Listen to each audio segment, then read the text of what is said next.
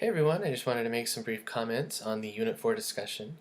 Once again, you all did a very good job of asking open-ended questions that allowed for others to not only address the issues that you kind of raised, but also go off in their own directions to help us understand the historical significance of the things that we were studying.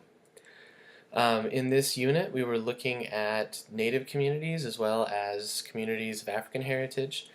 And it seemed like many of us, if not most, focused on communities of African heritage and even focused on the issues of the slave trade. There's nothing at all wrong with that. That was just kind of the way that I saw the discussion leaning as I was reading through it this time around. This time around, I also added quite a few, I should say, comments to different threads in the discussion. Many of my comments also included a question at the end for further discussion.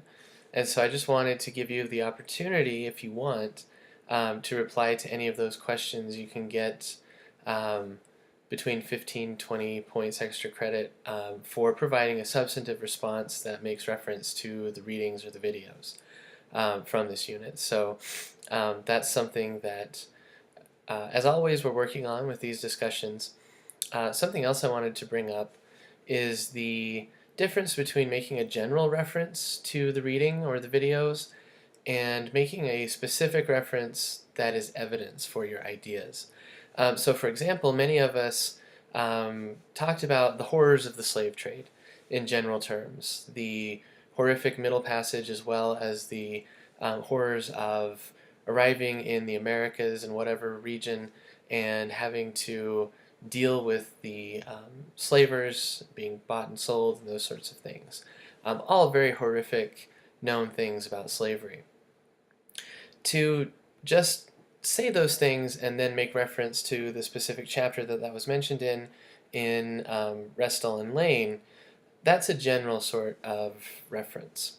What I'm trying to get you to do is add a specific example from that chapter in Restall and Lane that illustrates your point that you're making, stands as evidence of that point, and also helps us to better understand what's going on in specific terms.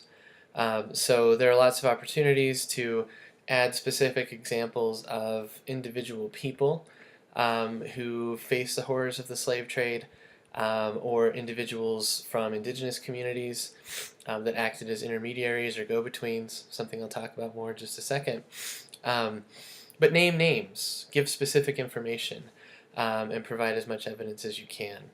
I hope that's helpful in terms of helping you understand the feedback that I've been providing for you. One other offer for extra credit I wanted to put out there. As usual, I'm going to post this as an announcement and also as a new thread in the discussion forum. If you would like, you don't really want to look for my comments in the discussion board, but you would like a chance at extra credit, you can discuss the significance of indigenous communities and the ways that they developed. So looking at chapter 8 in Martin, or sorry, I was going to say Martin and Wasserman, that was the book I used in the past. Restall and Lane, so looking at chapter 8 in Restall and Lane, or some of the examples from Andrian, and explaining the significance of indigenous communities, so adding that element to the discussion that wasn't there. You can do that as well for between 15 and 20 points extra credit, depending on how substantive your response is, and the use of specific evidence from the readings. So there's an opportunity there as well. If you want to go that route, just respond to the video, this video that I post as a new discussion thread in the forum. Hopefully that makes sense. Last comment, something that seemed to fit really well with a lot of what we were saying about how different indigenous communities received some autonomy within the construction of having a República de Indios and a República de Españoles. Theoretically, the República de Indios was a place where the native people were able to govern themselves in their local communities, kind of with the sanction of the Spanish or Portuguese, usually the Spanish, but there was a similar thing in Brazil, states, and were given a bit of autonomy. And so we were kind of debating to what level was that autonomy there. But also another way to think about this is how indigenous people were able to kind of use the system that was imposed on them and negotiate through it.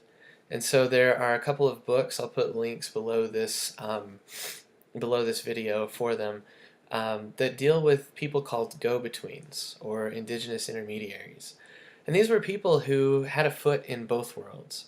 They had a foot in both the República de Españoles and the Indios.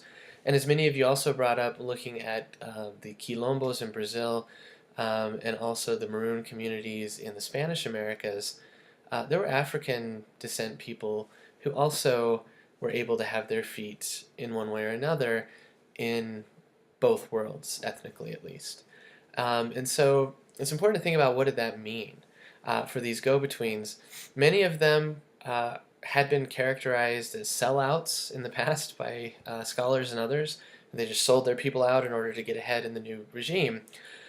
But recent scholarship, such as those that I'm going to link to, help us understand that also these people were able to build on existing authority that they had within their own communities. They were already ordained as leaders many times within their own communities.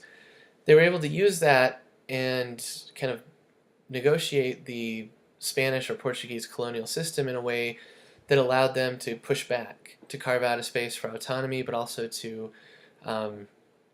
be able to have a voice to tell authorities that this, that, or the other isn't working for our specific community.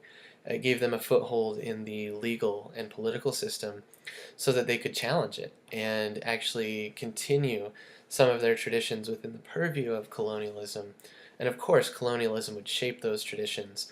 But we also don't see how traditions shaped the colonial order all too often.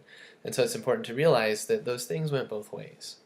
Power, of course, was on the side of the Spanish or the Portuguese, but that doesn't mean that those from below didn't shape what was going on overall. So hopefully that is understandable and helpful. Please let me know if you have any questions about the extra credit opportunities that I mentioned earlier in the video, and I hope that your week is off to a great start.